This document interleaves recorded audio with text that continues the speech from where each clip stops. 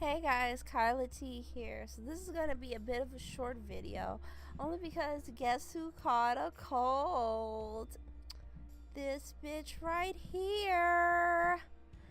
Like, of course I did. A week after starting my new job, of course I would get a cold. Like, duh. Guess who's staying in Halloween, blowing their nose? This bitch. Okay, let me stop. But while I am here, laid up with a headache, as I currently have now, oh my god, sorry. So my brain's kind of going everywhere because of this headache. But let me get this out. While I'm sitting here laid up, I'm going through my spoopy playlist, which I normally watch when I am, well, when it's this time of year, or if it's just something that I'm talking about with friends and want to revisit, you know, all that kind of stuff. So, but I have a playlist for spoopy stuff, but it's on my other account. So this year I decided to try to make a new spoopy playlist for this account, and in the process I actually ended up most of it being animation wise. If you, I think you can see it like over here on this channel, my playlist fave animation. So you can easily click over there. One video I see is private. Oh no. But you click on there and go easily watch these videos and enjoy your spooky season. So these are in no particular order. And yeah, let's go watch some unsettling stuff. So actually the first one I want to talk about is a new one that I saw and is most recently out. It came out on October 17th. Sorry, and it's by Jack Stauber. Now you might remember this artist from that peppermint video where it was like, I don't like the peppermint, that's too spicy. When the spiciness begin, I don't know, you know, shit like that shit. The guy has a very distinct, really like VHS retro vibe, and the most recent one that he put out, the Pumpkin Song, that one is really good, and really good at being disturbing and unsettling, and I think fits the whole mood, because as you'll see later on in this list of what I have a lot of like Rubber Hose, Fleischer era animations, because around the 1930s a lot of animators made animation mostly for adults. It wasn't considered just a kids thing. A lot of older animations, you'll notice, are made mostly for an adult audience, and they would have loved this, like especially the surreal horror vibe. Like, trust me, when you go watch these other cartoons I'm going to be recommending to you, then go back and watch the Pumpkin Song by Jack Stauber, and you can see just like how this could easily have been made by like a Fleischer studio person or something like that. Like, it's amazing, and I highly recommend it. Go watch it and give it views, because it only has like 200,000, and honestly I think it needs to be at 1 million at this point, but what do I know.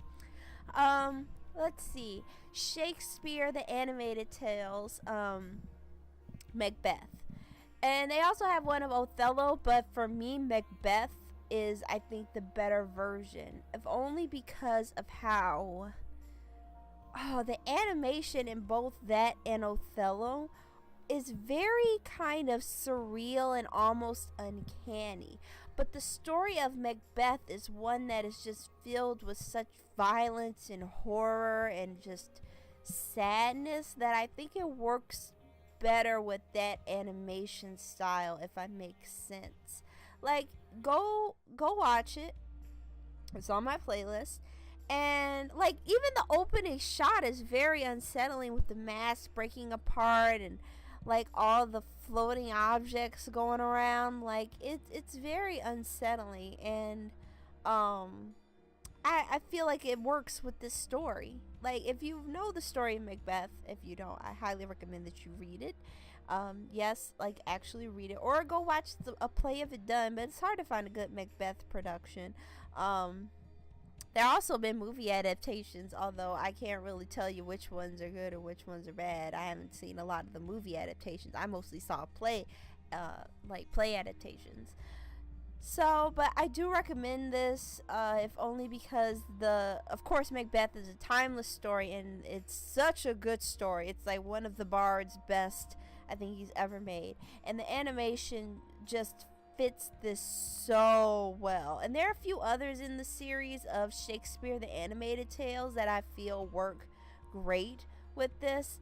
Like I said, Othello, King Lear works great with this, and it has a more unsettling vibe, I believe, especially when it comes to what's her face, who lies in the lake. I forgot her name, damn it. Maybe I'll put it up here if I remember to. But definitely check that out. Oh, it's such a good animation. And actually, on top of that one in the playlist is an episode of Oh Canada. Now, if you were like me and are a 90s kid, i.e. millennial, who was born around like the early 90s, so you were growing up right around when Adult Swim was about to be born. So before they did that, they had a block of Canadian animated shorts called Oh Canada that would premiere late at night before they started doing the old reruns and Hanna-Barbera stuff. And one of these episodes, there were a few that stick out in my mind as having very surreal and kind of out there animation that my little mind could not process. And this episode that I have has one story from E.B. White, who made the story Stuart Little. And he wrote this for the New Yorker back in the day, called The Family That Dwelt Apart. Now, this is more so first of all, it's very well written, and the animation is very bouncy and lovely, but the story itself is pretty dark. It talks about a family that lived by themselves on an island, and how one winter that was very severe, they ended up stranded, and people all around were trying to help them. And it's kind of a cautionary tale of how too much help can actually be a bad thing, and the whole story is very dark despite the bouncy animation, and I highly recommend you to watch it. Another cartoon that I have that is not actually on this playlist, it's on the other one, is actually done by, it's also part of, not Oh Canada, but it's done by the what's it called, the group that has these, it's like a Canadian animation board. I think it's called the God damn it. I think it's like it has to be like the National Film Board of Canada or something like that, I think, where it's called To Be. Go look that up. National Film Board of Canada, To Be cartoon. And that goes into a very existential crisis kind of thing, where a woman is having an argument with a scientist pretty much about this transporter machine that he made, but turns out that it doesn't transport you, it just makes a copy of you, and the original you is destroyed while your copy is now somewhere else. And the whole debate is like, well, are you still you then if you're just a copy of yourself? Because then I just died for transportation and that's not worth it. And the scientist is like, no, like, well, copy's still the same as the original, like there's no difference, and it kind of goes from there. And it's a very good, like, just little short film, and kind of this debate, and the ending is pretty shocking, so I'll just leave it with that. Let's see, now I'm gonna go into the older cartoons, and oh no, they blocked it. Oh, sorry, this was another one that I had that was blocked by Disney as I double checked this playlist. But oh, before I go into the older stuff, I almost forgot. So many years ago, if you are also a 90s kid who grew up in early 2000s Cartoon Network, you might remember the Grim Adventures of Billy and Mandy. And since growing up, you might have also heard about the fact that Maxwell Adams his original short for Billy and Mandy, which he made in college, was called Trepidation of the Skull and You. And for years, it had been rumored that, this was lost media. Maxwell Adams probably didn't even have the print anymore, but I think it got premiered at a film festival and it got uploaded online by Maxwell himself. So you can go and watch Billy and Mandy and Trepidation of the Skull and You on Maxwell Adams' own YouTube channel where he has it. And I really like the style of it. Very grainy, very old. Like, I can see this being presented in a classroom, like in maybe the 1920s or 1930s. But given the setting, it's probably like 1950 something. 1940s, that whole era. I'm just listing off decades now, but it's really good and very unsettling, which I think is the point, probably just because of how happy Mandy seems to be in telling Billy about how her voices in her head have calmed down since she drilled a hole in her skull. So yeah, that's where that goes. Anyway, let's move on to now. We're getting into the more old school stuff, and I can tell you right now that most of these picks are Fleischer cartoons.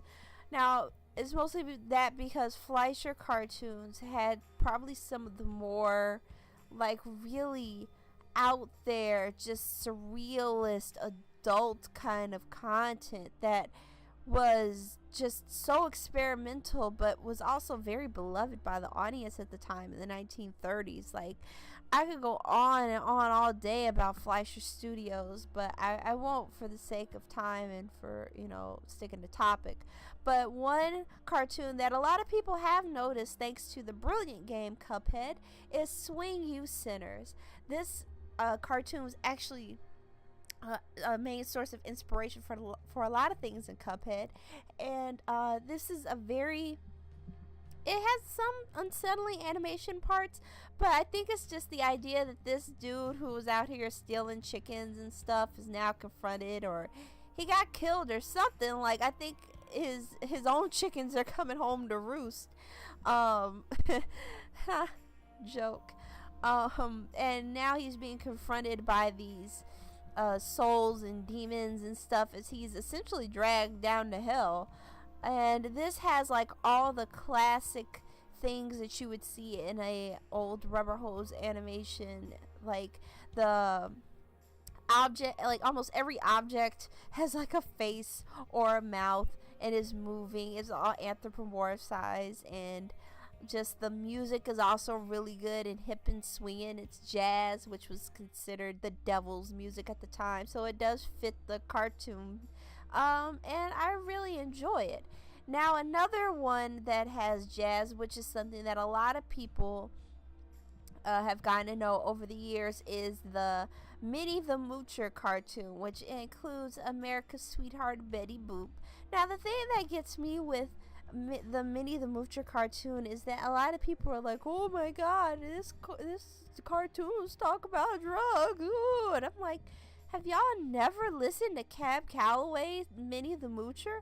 Now, first of all, Cab Calloway was an amazing band leader and an amazing dancer, and just dude was amazing, okay? And the fact that he got his work highlighted back in this era, like, just it's amazing and historic all on its own. Like, and the fact that he was also rotoscoped to do some of the dancing animation for not only Minnie the Moocher, but the St. James Infirmary Blues and the Old Man of the Mountain, which were the three cartoons that held Cab Calloway's music for Betty Boop.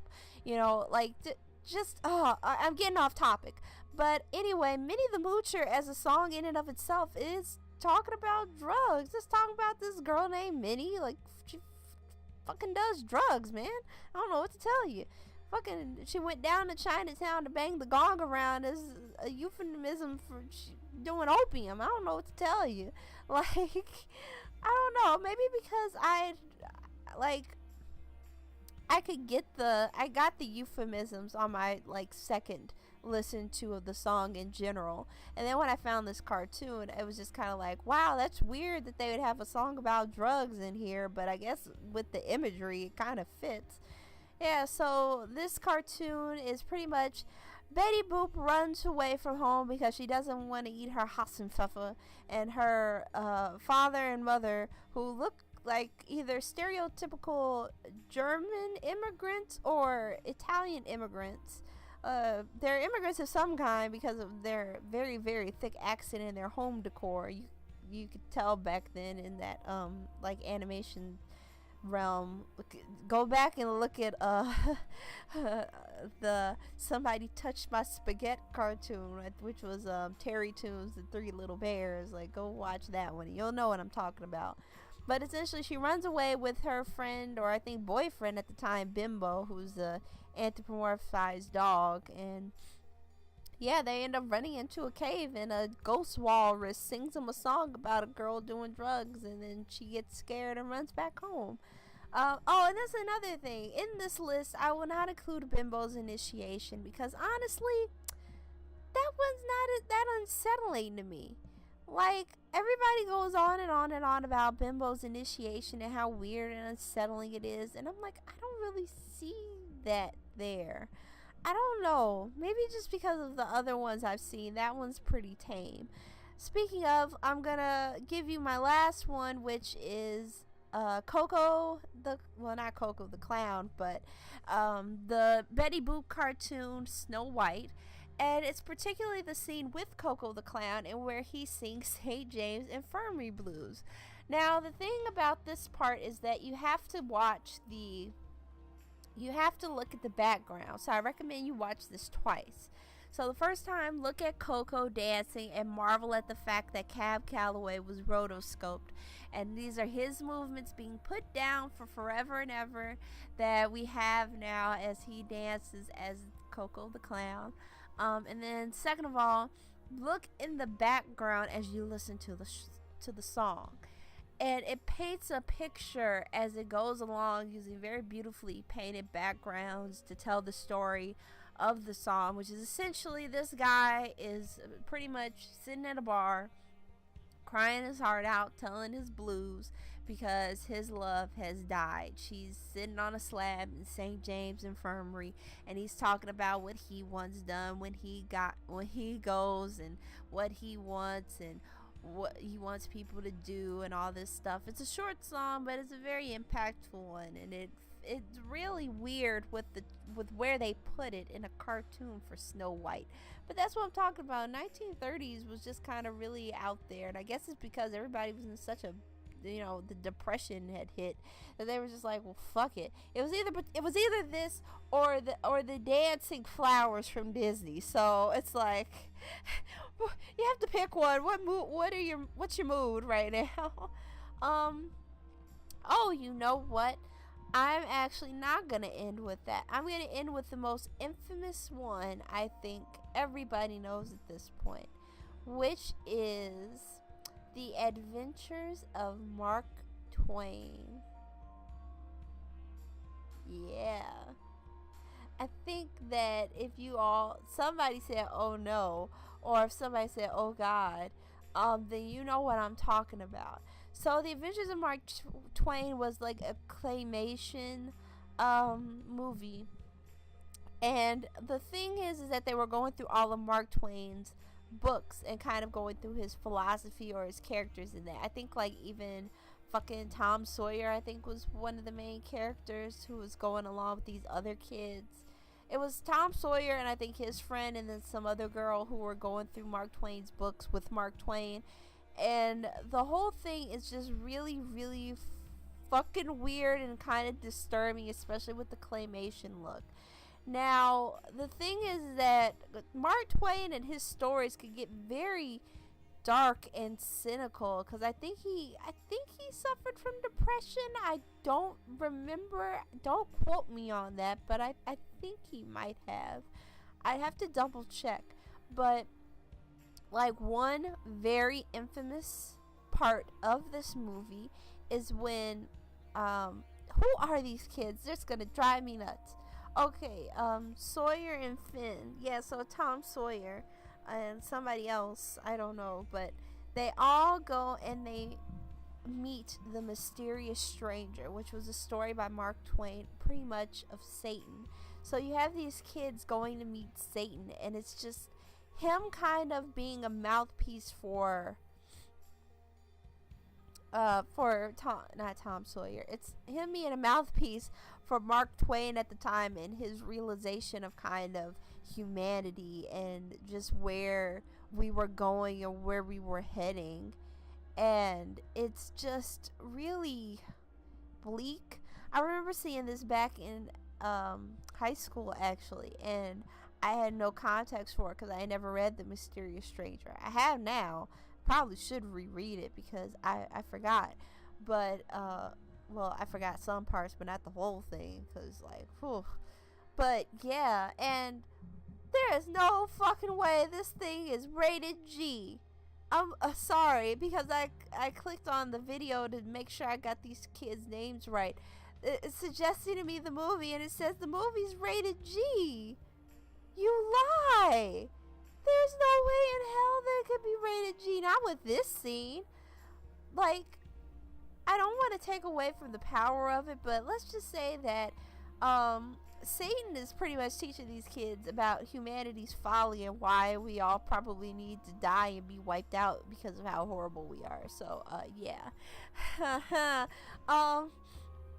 Well, anyway, if you're not cooped up like me, what's some good scary stuff on YouTube to watch? Not like scary channels, but just kind of like, well, maybe scary channels. I'm not entirely sure, but you know, if you got anything along these lines, like creepy cartoons or maybe some creepy pasta stuff, or like art projects like Local 58 or Jack Bauer videos, then please let me know. What are you doing this Halloween? Are you going out? Are you staying in? Are you taking little kids to go trick-or-treating? You know, are you going trick-or-treating? But yeah, so I'll see you guys in another video. Hopefully this cold won't last long and I won't sound like I'm struggling to breathe. But this is KylaTea signing out. If you like this video and you want to see more, then please hit subscribe and also hit the like button. If you didn't like this video, you can hit thumbs down. That's okay. You won't hurt my feelings. If you want to contact me on the social media platforms, all those links will be down in the description box below. And hey, if you really like these videos, consider buying me a cup of coffee. Coffee is a tip service where you can tip your favorite artist a small donation of $3. The proceeds from that will go into me trying to get not a live camera, but a actual camera, so I can start doing live video again for you all like I used to do. So you can see me draw in real time, like with actual pencils and stuff. Ooh. But yeah, so I will see you guys in another video. Bye.